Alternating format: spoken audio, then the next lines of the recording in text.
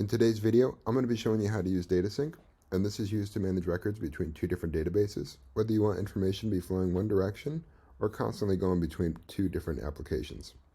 In our example, I'm going to be using both Airtable and Webflow. And right here, I've got a table with 39 different industries, and from this, I want 3 different columns. So we've got name, whether it's active, interactive, and the number of job listings for each industry. I want this to be synced with our Webflow CMS.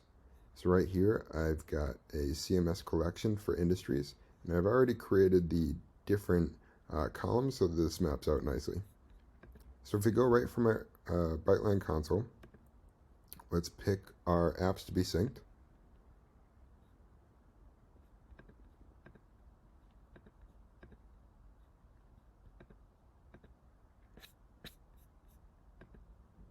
Once we've selected those, let's map our tables.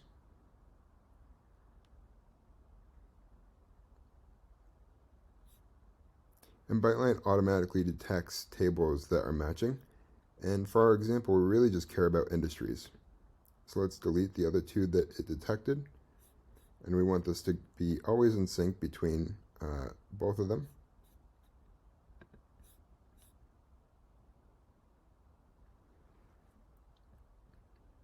Now that we have mapped our tables, let's go ahead and map our fields.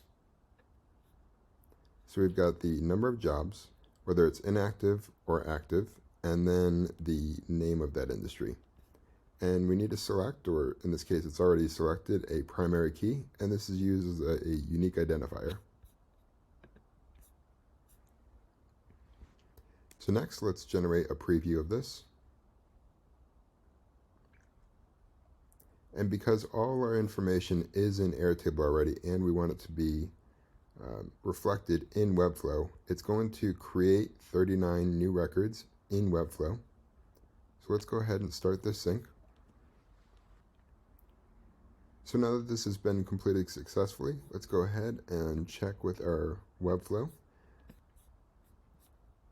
Great.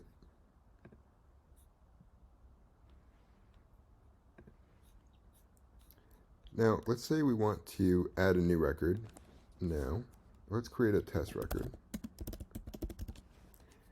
And just note that using Airtable, it can take up to 5 minutes for records to be updated in any other app that it's being connected with. So let's say there's 32, just as an example. So now I've got 40 records here. So we've got our test record. Now let's go ahead and modify this. Let's just call it test R. Let's save this. Go check over here. We can see that it was instantly updated here. So let's go ahead and delete this record, but let's do it from Webflow. Let's delete this. Now we're down to 39 here, and that removed the record here. So in today's video, we showed you how to set up the sync, set it to live, to add new records, modify them, and delete. If you have any questions, please let us know.